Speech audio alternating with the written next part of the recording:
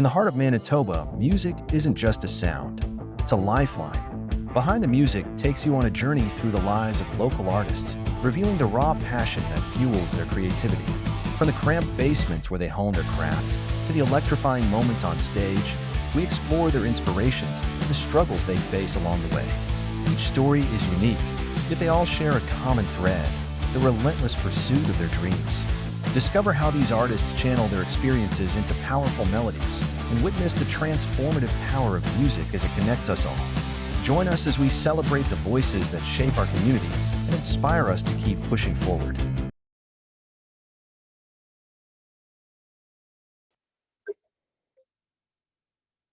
Thanks for joining us, everyone. Welcome to episode 3 of Behind the Music with Ash and the Arsonists.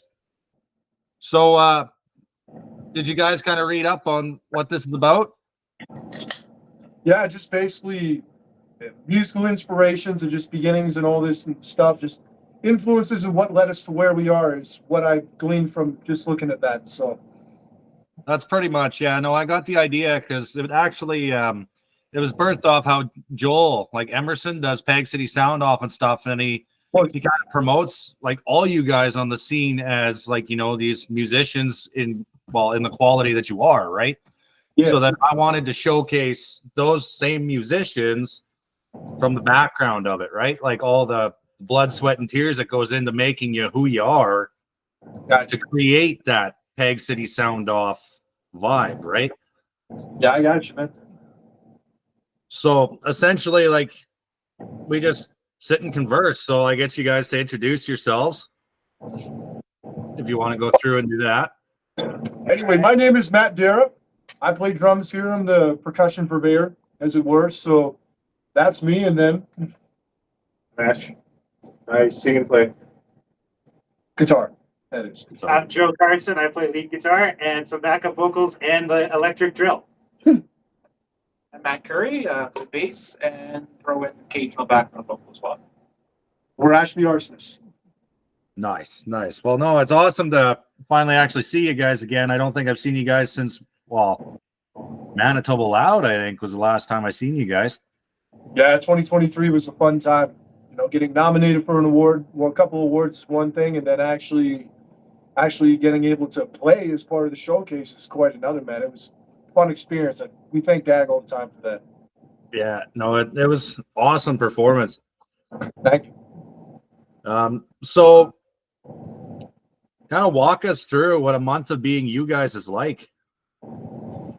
God, that's a good question. I mean, well, currently, over the last little while, I mean, it's just been, preparing and promoting for shows, whether through social media or plugging songs to radio and getting posters up if need be, and just making sure everyone's got tickets that can get tickets for the show and just plugging away on that. In the meantime, also just working on extra logistics and details and figuring out costs for the upcoming EP. That's coming April 12th. Or sorry, April 11th. The EP release is actually April 12th. That was just announced. You know, just calculating all those types of things there, and then just regular promotion and practicing whenever we can. I mean, last month up until now it was kind of complicated because he was working in Kenora, so we had to move jams to the weekends, but we still made it work. And you know, it's going to be stuff like that. So this March is pretty loaded. I mean, we'll get into some of the things that are going on, or if it's just talking background today, we'll just get this up front. So we got a show March 15th at Brandon, which if you want to come down for that, I mean, Brandon, Neepawa's closer than Brandon and Winnipeg, or Neepawa and Winnipeg. We're going to be at the 40 with Matt Corey and Pure Entry. So that's happening March 15th. We're going to be at the Battle of Bands for TJ's Gift as not a competitor, but a host band, guest of honor, happening as courtesy of Joe and courtesy of TJ's Gift on March 23rd or whatever it is. And You told me we were competitors. okay, well, yeah, okay. Dominate those kids. Well, yeah, absolutely. I mean, it's like, never Make mind. them cry. Yeah, and that's the whole point. But no, that's going on, and yeah, a whole bunch of other things are just coming up. I mean, Peg City Sound Off Fest July 12th, and a bunch of other gigs besides that. Like I said, the EP release, is happening April 11th, and then there's some other stuff coming down the pike that we can't quite talk about yet, but you will hear about soon enough.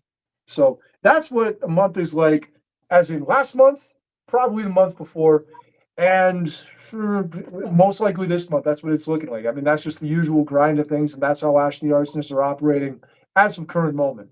So hope that answers your question. No, absolutely. No. So you guys are pretty busy on and off the stage then, eh? Now we're heading out to Brandon in 2 weeks to go play at the 40 with Pure Entry and Matt Corey. But like back to the question of what is a month like here. It's hilarious working with these guys. These guys are we're a family. We're just a bunch of brothers now, and I don't think there's many days when we don't communicate in our group chat or send memes to each other. Or he sends me memes every day. Matt gets the brunt of my meme sending. Yep. But we've like since I joined the band in 2023. Yeah. Since I joined in 23, it's been crazy to see how quickly we've just all really bonded and really become like close like family. Yeah. Nice. No, that's always good when you get that nice flowing dynamic, eh? For sure. I don't think we've ever had an argument really. No. Which is wild to be in a band with 4 guys for this long, and I don't think we ever had a disagreement like that's been like a huge blowout. We're like brothers. We're not like husbands and wives. Yeah. You know what I'm saying? So no disrespect to this guy here or that guy there. I'm just saying. I don't know about your situation, but I'm just talking about ours. So then when it comes to your songwriting process, break that down. How does that work for you guys? It's usually pretty fluid. Ash or myself will come in with a riff, and like a few of the songs on the new record, they came together in like 10 minutes, 15 minutes. Yeah, it's just some days we come down here, been a couple of days, and all of a sudden something just comes stream of consciousness off of the top of the head. One of the songs on the record, we definitely it came together really fast. I showed up with the riff, the Unseen War. I showed up with the riff. Ash had a chorus part already kind of thought out, and by the time we left practice that night, in less than an hour, we had a that song structure that I think is still the song structure we're playing now. Yeah, we can usually get like an idea down in one jam, Yeah. and then usually Matt will record some drums, and we'll like work on a demo separately too, so we can like kind of really iron out our parts too.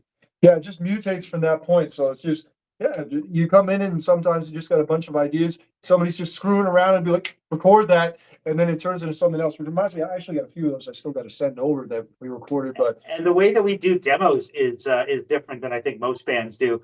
When we come in here and we write our songs, we come up with riffs, and Matt will take them home and record actual drum tracks to them, and then he'll send it to everybody here, and we'll in our own studios at home record all of our parts. So our demo recordings sound like real studio recordings. Yeah, we just picked that up. That was like a COVID habit, I think, that we just picked up, if not before that. But yeah, I mean, that's our usual process, and we got some more coming down the pipe. And I actually got one that I pretty much wrote entirely by myself, except for him. I needed a solo on it, and he just, after a few months, finally got the solo on there. Yeah, it took a little while, but I was gonna do it myself. Like I don't have the guitar competence to do this beyond just like basic rhythms. So, expect that soon. But for right now, second EP, we're calling it Arsonist 2, but the name of it will actually be revealed very soon this month. It's coming, and you should be excited. Everyone watching this should be excited because I said so. So being we were on the topic of dynamics, if you had to place a dynamic on each of you individually, who would be the bad boy, the nice guy, the lover, or the fighter? I think I default take bad boy.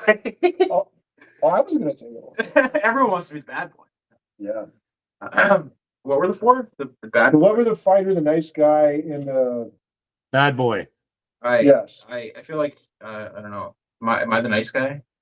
I'm you and Ash. I'm the quiet. Well, we're both kind of the quiet one, me and Ash. Even though he's the front man, he's still kind of the quiet guy. What? I thought it was me. But I think me and Matt both kind of share the bad boy thing about it. Yeah. Matt gets it in other ways than I do. I definitely have like to have fun. Ash is the lover. I mean, just look at him. Like, Yeah. it's just. Look at him. How can you not? He's like a Who's the big brown fighting teddy food bear. Teddy bears are brown, huh? Most of them. Most of them. Yeah. So on to influences then. What influences Ash and the Arsonists? Like what are your influences kind of as a group that come together to make your sound? That's on Ash. That I don't know. I guess the songwriting nowadays is just if I get an idea for a song, it has to flow nice. So I'll pick up my acoustic and try to get melodies going. I think songwriting, Social Distortion has really rubbed off on me over the years. We did a couple of tribute shows for Social Distortion back in 22. Yeah. I can kind of hear it like in Drag Me Down. That even though that song was originally like it had metal riffs and stuff, but it wasn't working. And then I showed these guys, and it grew into what it is now. I think there's also some Alter Bridge, Deftones, a bit of Metallica, Ramones, Rancid also gets thrown in the mix for no effects. I mean, Pat Curry definitely brings a lot of the punk element in there, and Ash has a bit of that too. And then me myself, it's like anything like 70s, 80s, 90s, like any of that stuff up to the current day, like of rock and metal. It just I take from everything. And then with this guy right here, he can tell you, the old 80s shredders with Eddie Van Halen, first of all, Paul Gilbert and George Lynch, a bunch of the other ones. I'm sure Yeah, if you've seen us live, me and Matt at the Department of Overplayment, we definitely ham it up on stage. I call it the shred section. The shred section where we play more notes than is probably needed, but it works. Yeah, as long as it sounds right. Play more notes that are needed when it's needed to be played. Yes, exactly. The shredding for shred's sake is fun. I do it all the time. But if it doesn't serve the song, then what's the point? Yeah. No, absolutely. That makes sense. All right. So then from there, what or who inspired you guys to actually do what you do? Like, why did you pick up the instrument? I'll start with that one. I started playing guitar when I was, I think, 12 years old. I had, it's funny because I had gotten really, really good at Guitar Hero. And my dad decided that, hey, maybe if he's good at that, maybe he'll like the guitar. I wanted to be a drummer. And there was not a chance in hell my parents would buy me a drum kit. So the guitar was a compromise, but I think it's just as loud nowadays. But when I started playing guitar, my parents were heavy influences on my taste in music growing up, listening to Van Halen, AC/DC, Queen, Def Leppard, all the 80s bands I listened to growing up. And that really, once I started playing guitar and I heard, I think it was Eruption for the first time, I want to do that. That's what I want to do. Between that and the AC/DC solos, I wanted to just be able to play all of that. And working on those skills took many, many years to be able to do. I still can't do them fluently, but those were where I started the love of the guitar, was through Eddie Van Halen, as Matt said, George Lynch from Dawkins, Paul Gilbert, a whole bunch of other guys. Yeah. For me on the drums, I mean, a lot of what he listed and more for the same era, I would say, although with me, and I don't mean this to sound pretentious or anything, it's just before I even was tuning into any of that music, like parents introduced me to, or I just figured out later on, it was just like, I just had a natural predilection towards just rhythm, just hitting things to release pressure. My parents picked up on that. It's like, we got to get this kid a drum kit. And they did. In contrast to yours, they were willing to tolerate the percussional abuse and shifting china cabinets and everything of the sort in the house, and it just graduated from that point. So for me, it was a matter of just, before I even had like an influence, it wasn't any artist specifically that started for me. It was just more a matter of just having like an innate sense of rhythm that was just there, just through releasing pressure. And it just was built through lessons and listening and what have you, up until the point, whatever that point is that I'm currently at. So that's what I can say for me. Yeah, I mean, I would pretty much, I was playing music pretty young. Like, I started, piano lessons when I was, 5 or 6 or something. And I never really was, super into it, though. And then kind of more when I was, a teenager and stuff. I had an older brother who plays drums. So it was kind of like he was kind of like, you should play the bass so that we can play together, kind of thing. Like, I can't just play songs alone on the drums all the time. So, yeah, my brother was pretty big influence on getting like into playing music regularly. And for like musicians that I like heard and inspired me to play at the beginning, it was probably like when I was like, I don't know, 13, 14, I found Bad Religion, and that was just a band for me that really was like, oh, this is like really like, so that, that's kind of where I wanted to go with stuff. So. Mine was my parents were big music lovers, so there's always music playing in my household.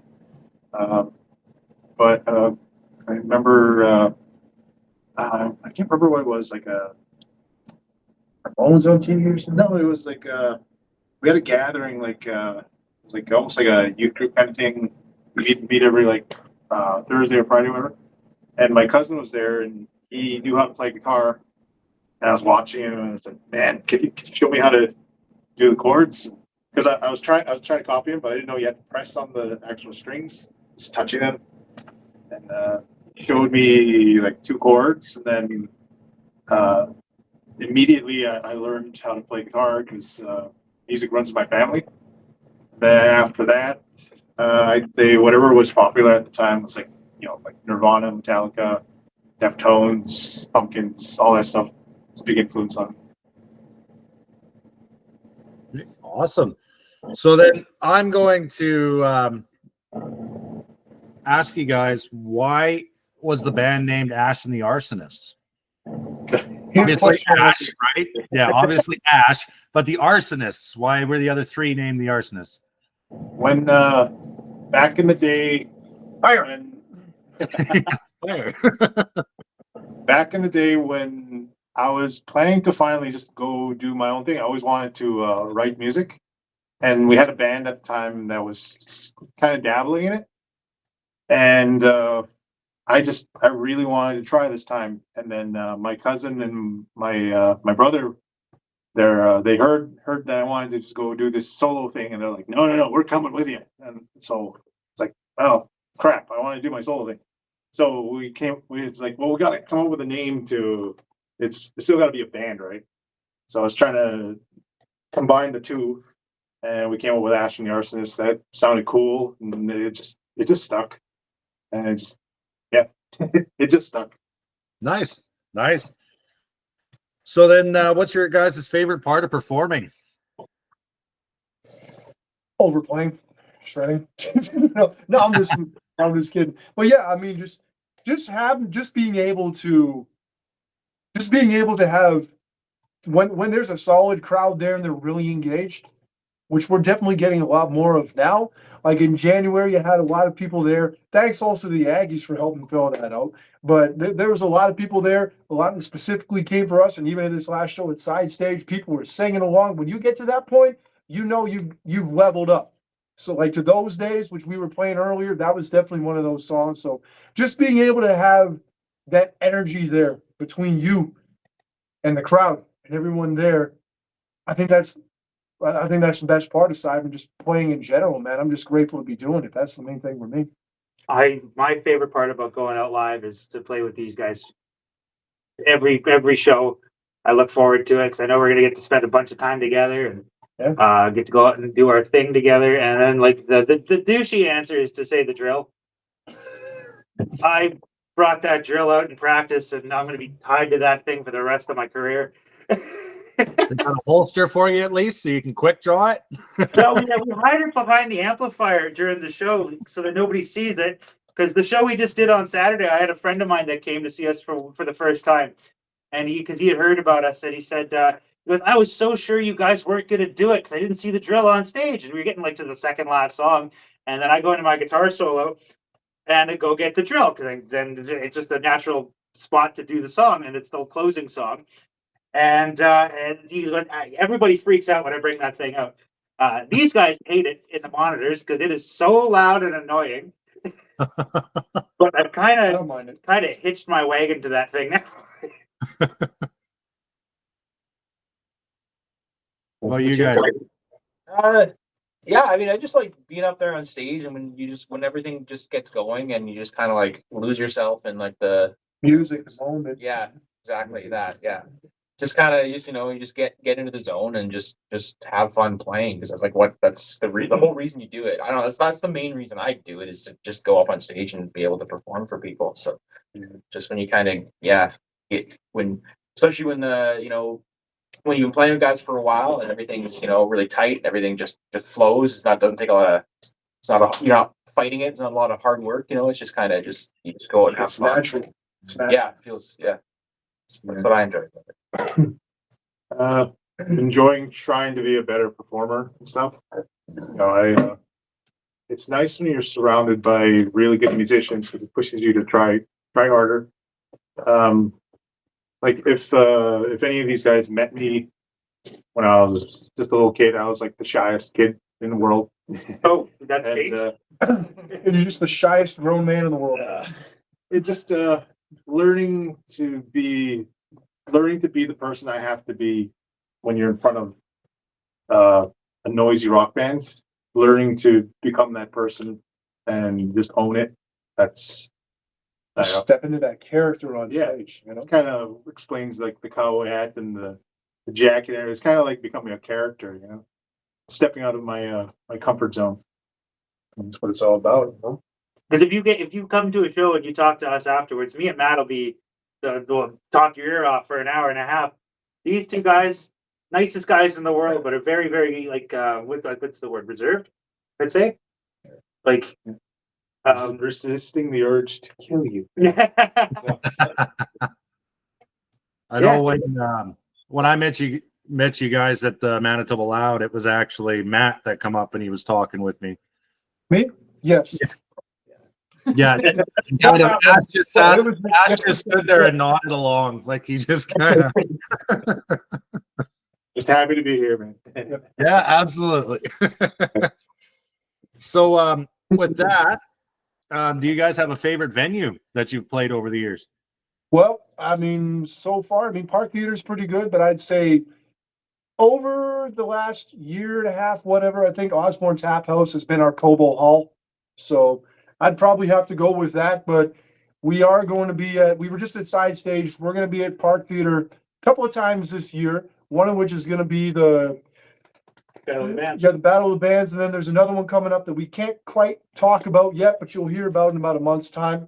So that's going to happen, and then I'm playing my birthday show at the WEC later in September, but that's a whole other can of worms. So we're just trying to level up and get to bigger spots and just take as many opportunities as we can. But so far, Osborne Tap House, it's a reliable spot. There's no rental cost. You just got to have a good bill that brings in a lot of people, and that's the be all end all of it. And it's always a fun time.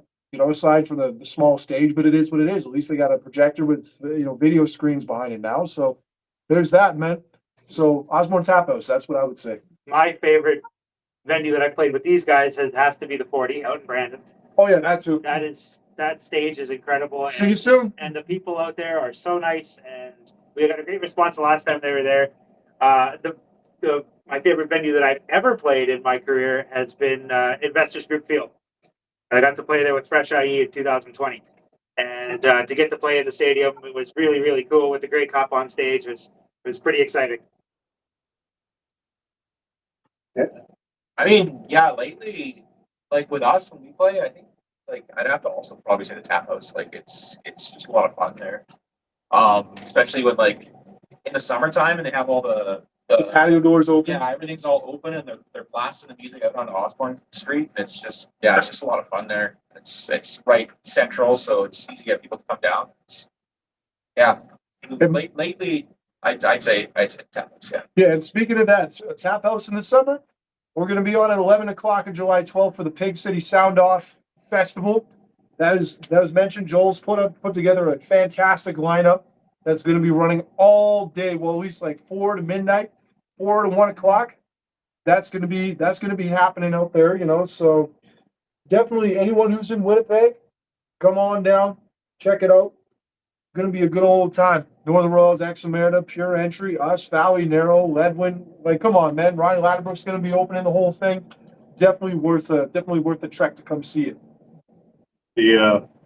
the first time I've ever heard somebody singing back a song that I wrote back to me was at the Tap House. That was pretty special for me. So it would be. Yeah. Yeah, I was like, yeah, you always dream of that. Like when you start writing music, it's like, wow, what if one day this could do something? I know every time we go to the Tap House, it's always crazy. There's lots of people who come up. There's lots more people singing along to the songs. It's mind blowing. I'd say the Tap House, hands down. So I'm going up there. Nice, nice. So, do you guys have any funny band stories? I know, like Pure Entry and Joel, and that we got quite a few interesting stories from them over their time frames on stages. But do you guys got any? I mean, personal for sure. Oh, yeah. I don't know if you want to get into We're not going that. to get into that story. It's overtold now. What's Oh, no, I wasn't even going to talk about that. Remember when we tried to all meet up at the X? Oh God! Yeah, we tried to All find. right, just go ahead and do that one. That was a nightmare. So we're playing the X last summer, and they tell us to go to this gate. I find the gate. I'm sitting there with our photographer Mikey, and Ash is calling. He's like, "Where the hell do I go in here? Where did you end up? Did you end up back at the main gate?" I don't know. I just like went all the way down Portage. Get it up in Transcona. I got lost. Yeah. We're looking for. How about when we shot the Bleed video and there was that freaky Oh, elevator? fuck that elevator. Yeah. I'm sorry if I'm not allowed to swear on this, but I'm not going on that elevator. We shot the Bleed music video in this old building on It was in the exchange. it was in the exchange district, and they have a friggin' service elevator with a gap that far between the elevator and the floor. I would rather take the stairs. I don't do well in heights as to begin with. So when I look down, I'm like, no, I'm good. So we're not going to be playing at a concert on the edge of the CN Tower. No, they could have paid me $1 million, offered me $5 million to get on that elevator. I would have said, no, you can, you know where you can go do your hat.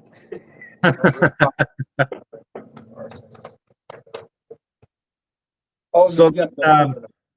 I always like to ask, if you had to choose only one song to tell someone to sell your band and your music, what song would that be? Right now, Drag Me Down. It's out now on all platforms. Newly released. Great music video with that show that we were talking about, the last one in the Tap House. That's out right now as part of a music video. And also, currently, that's the most recent single. You might find another one, wink, wink, pretty soon. I'm not saying any more details about that. But yeah, I mean, that's our most recent effort that was put out. It was recorded at Studio 23. Sounds great. The production, mixing, everything, the mastering was all on point. Thank you to Jody Hunter, Jen Minoz, Dale McIntyre, and Jamie Sitar for putting that together, along with the other 4 tracks in the EP, which you'll hear soon. So that's the one that I would say right now. Drag Me Down. I mean, it's just pretty straightforward to the point. I think it encapsulates who we are as a band so far. So that's my answer. Am I allowed to say what tracks are on the EP? No, I played them live yet. Yeah. There's one. It's not out to listen to yet on the actual recording yet. I don't know if there's live recordings of it, but lately, the Unseen War is just like every time I listen to it, I get more into it. Like the recording we did for it, and it's just a really cool song. It's not doesn't sound a lot like it sounds like us, but it's like a new direction for us. Well, yeah, because that was the first one that Joe wrote, like the riff one. I think it was a Joe production. It's like very much representative of like this current what we're doing now, and it's just it's just a really cool song. I like the vocal melody and stuff, and the Unseen War for me right now. Yeah, I have to agree with that as well with the Unseen War. But when I was approached to join the band, I got sent Contender. But Contender isn't the song I picked from the ones I would send. It was I Don't Care. It was the minute I heard I Don't Care, I was like, I have to be a part of this band. I don't care what it takes. No pun intended. I need to be a part of this band. I need to nail the audition and get in, because this is something special. And they gave me the opportunity to go in and track my solo on the first album's version of I Don't Care, which was really cool. And for me to come in to a band that already had a bunch of songs written was really fun to sit and listen to the intricacies of Ash's writing. Yeah, and this next EP, 3 of the 5 tracks, it's a 5-track effort, are actually some of the pre-written ones. Capitated or whatever. No, anyway, that's 3 old tracks are on there, and you get 2 new ones. Everything you're gonna hear after this is just fresh, it's new, it's not like back catalog, any of that stuff. So we're just getting that out the way. Not to say that it's less, not to say that there's a difference in quality or any of this stuff. It's all good. I'm just saying, like, that's the last of it, and then everything you hear after that is fresh. Oh man, it's hard to pick. I'm very like when we get together to write songs. The main goal for me when I write something is like it has to be catchy. It has to get stuck in your head. And you had Drag and Unseen War. Those are really catchy songs. I'm very very proud of those.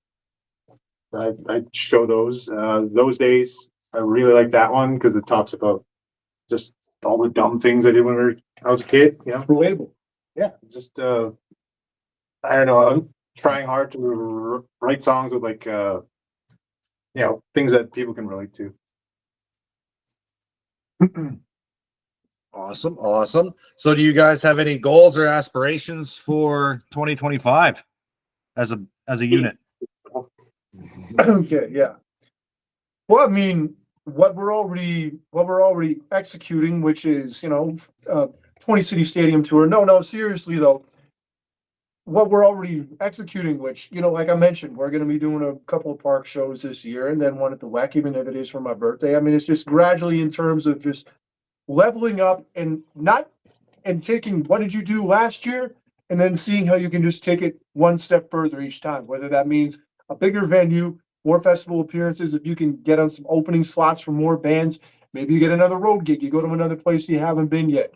Just whatever it is. We're looking at or at least I was for Drag Me Down video, potentially get that on TV, doing whatever we're gonna do. Just there's a couple of opportunities that we're exploring. I mean, we've obviously been on 97 a bunch of times last year. Already this year, we're going to be on a whole bunch more. Thank you to Ed Garcia for having us on River City Rocks and always plugging us, holding us down. So just stuff like that, and just building and building and building gradually, and not trying to rush or just lose sight of the ultimate goal. But I mean, long term, just take it as far as we can take it. I mean, that's all I can say. One step at a time. One goal at a time. We make a lot of little short-term goals and cross them off every step of the way. Yeah, we do a whiteboard, which we actually haven't done one this year yet. I don't think. It's sitting over there blank right now. And we, as Ash said, we do try to just make tiny little goals that we can attain. And as we're getting closer to doing the 3rd record now, which we are well underway writing, is just to make this as big as we can and do it as naturally as we can. Just improve each time. One of my goals this year would be to take this outside of Manitoba. To try to see if we can make it out west or out east, whatever area picks us up first. But for now, just keep the band going at the level we're at, because we are well on our way. Yeah, you always got to build the foundation home first. Once that's solid, which I think it's already getting pretty solid, and then you just move to that next step and just take it on the road, see what you can do. That's it. Yeah, I mean, like, I don't know if it'd be for 20. It feels like our 2020. It's only March, but it feels like 2025 is pretty much already all planned out, more or less. But like, What's left? yeah, because I mean, like, we want to record a full length, and I would love to like go on a tour, like even if it was just like to, Saskatchewan and Alberta kind of thing. Like I've always wanted to like actually go out on the road and then play shows. I don't know if that'll happen in 2025, but it's more like we can get all the stuff ready for it, because we gotta play a bunch of shows, get some money in the pot again, and work towards that. So that and the full length, it will probably be next year, but Yeah, working towards that, just getting all the stuff ready for it. Yeah. Minutes on the music. Give us a grant. I know the Barrie seat in Ontario would be a great thing for you guys to hit up. Oh yeah, I mean, we're already looking at like the festival out in Kenora at the amphitheater over there. I mean, Thunder Bay. I don't know about Toronto, but like Kenora, Thunder Bay, maybe if there's even anything out there in Sioux, like whatever's reasonable distance for us, we could potentially make that happen. And then, I mean, out there in Sask or Alberta, I mean, I got relatives out in Calgary, not that that means anything, but you can hit Regina, you can hit Saskatoon, you can do all that stuff. It just depends on what logistically makes the most sense. What's that? We're just planning out our Planning a tour. We're doing this live right now. So Yeah. Awesome. Tokyo, yeah, Madrid, London, Lebanon. Mogadishu, Ontario, Paris, Ontario. It's not Montreal. Paris, Ontario. We're going to London, Ontario. You mean Quebec City? No. Do you guys have any advice for any youth that maybe have watched you that you've inspired to take their first steps? Don't give up. Yeah, don't give up. Yeah, same here. What do you say? Have fun, because getting to play music with your friends is one of the greatest parts of life. Like this project that we have here is, for myself, is such a mental health booster to be able to come in and work with such great musicians, such great guys that, like, I mean, I'm sure after we go on a tour together, we're gonna want to kill each other, but I don't see that happening for a while with us getting into any disagreements, because we're all so like connected in our taste in music and just our friendship. Yeah, I like to take enough alone time to where I could probably balance it out if need be, but I don't know about the rest of you guys. So. I'm, on the road. So, Just enjoy yourself and have fun. Play the music that you want to play. Stop playing, like, just to play. And if you don't think you can write, you can't. Like, just do it. Just you just have to keep practicing. Just keep trying at it. Like, yeah, there's no magical thing where, oh, this is how you write music. You have to learn. No, just keep doing it. Just keep practicing it. you don't think you can write? Start a punk band. Problem solved. Oh, casting shade. I love it. I would say they would say the same Brave thing. man. Yeah. With him behind you, brave man. But Just thinking like I remember trying to sing when I was a kid, and you're singing loud and proud. My dad would tell me to close the door. Hurt a little bit, but no, just keep at it. You're gonna meet a lot of people who are not gonna see or understand what you're doing. Just got to keep going. No, that's good advice. So if anyone wanted to find your socials to kind of see your up and coming stuff, Matt loves to promote. I know he does. So Matt, what do you got for me to list off your pages? well, okay, I guess we're streaming this. If it's YouTube, Facebook, whatever, we'll start with Facebook. Facebook, just type in Ash and the Arsonists and you'll find it there. Same thing, you're going to find Ash and the Arsonists on TikTok or TikTok Notes for who actually gives a shit about TikTok Notes. We're on that as well. Yeah, YouTube, Ash and the Arsonists, and then Twitter, Threads, and Instagram are all Arsonist204, like 204 for the area code, and then beyond that, I think just punch us in on any of the streaming platforms, whether that be Spotify, Apple Music, YouTube Music, Deezer, Pandora, whatever the hell we're on. Just type in Ash and the Arsonists, and you're going to find our stuff. 100 million streams strong, and 2 nickels rich. So. That's where you can find us. Hope you've all written that down, and I'll talk to you later. Well, this question will probably be for Matt too. So, list your next upcoming show. Like I said, Give March. a list. Give a list. But there's something we can't talk about. Not yet. March 15th, Brandon, the 40, Pure Entry, Matt Corey. That's the next one for anyone out that way. The next one after that will be, actually the Battle of the Bands for TJ's gift, that whole thing. I'm not sure if that's more like a private public event, whatever. If you can come to it, come to it. But the first official show, like this, just us. After that, April 12th. Our next EP comes out April 11th. That's the Friday. The Saturday, our EP release show, Osborne Tap House, our Cobo Hall. That's going to be with Sleepless and the Lovers. You're not going to want to miss that. That's for all the people in Winnipeg. That's the next one for us. And then we got some other ones like the Pig City Sound Off Festival later on, and then a couple other ones that you're going to hear about in due time. But that's for Brandon and Winnipeg. Those are the next two. Come to those. Definitely. You don't want to miss it. Yo, find us. I just thought I'd throw that in. Just Fucking Fairfield literature reference. What are we doing here? We're Winnipeg. We're keeping it local, man. So if you had to choose, if you had to choose a band off the local scene that you've played with to do a show, who'd you pick? 7th String. Galen and the boys, are fucking awesome, aren't they? Yeah, 7th Galen String. and Sam. They're great. Who would I pick?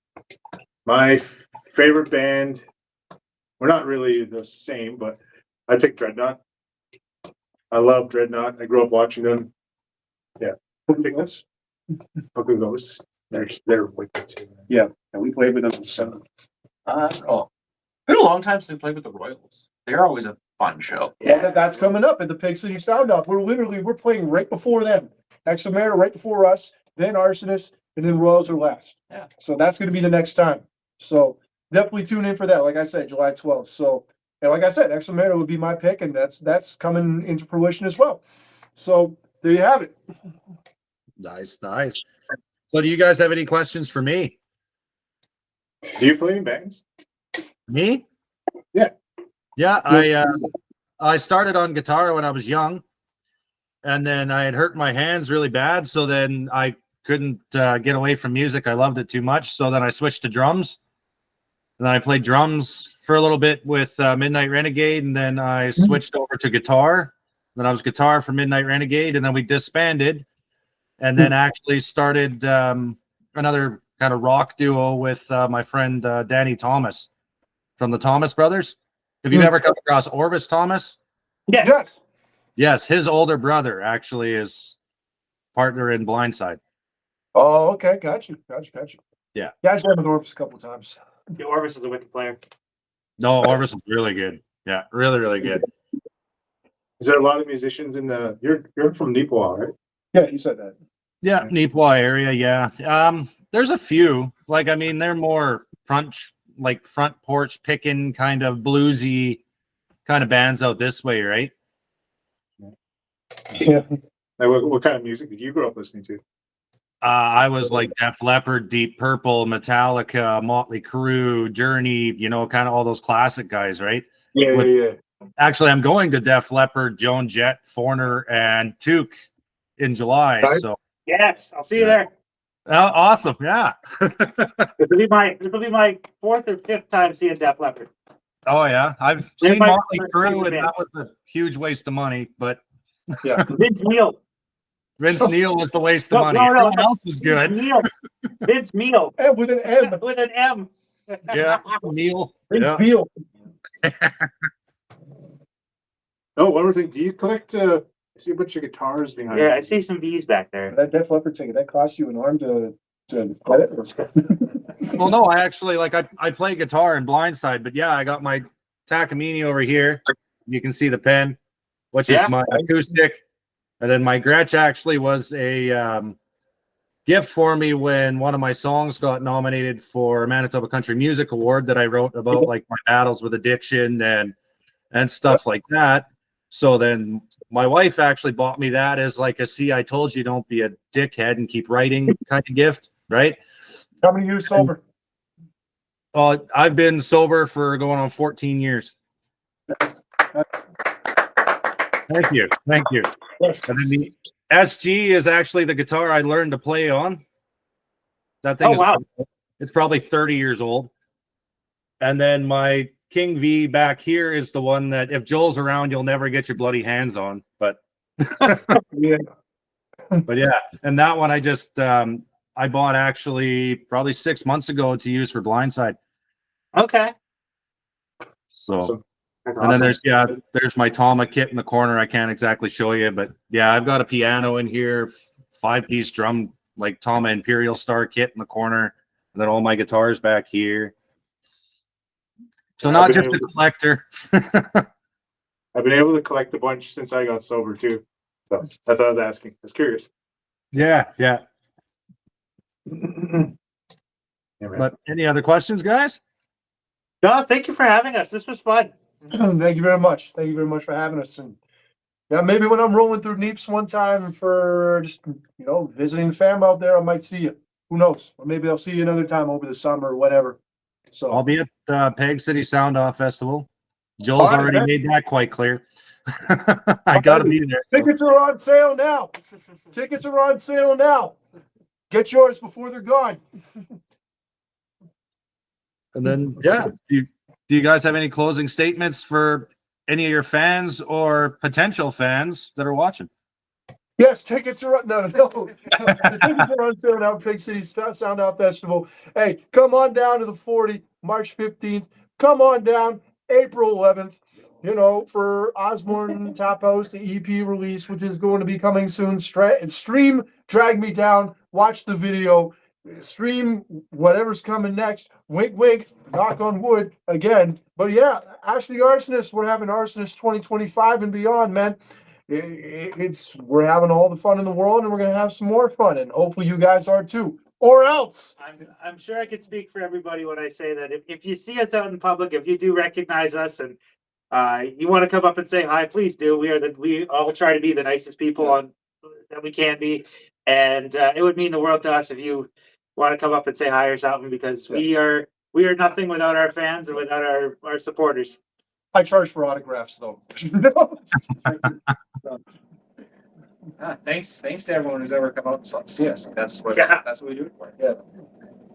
Yeah, we're starting to recognize some faces there, and we're just thankful for anybody who comes to take the time to check out our songs, check out the shows. Yes, everything. Thank you.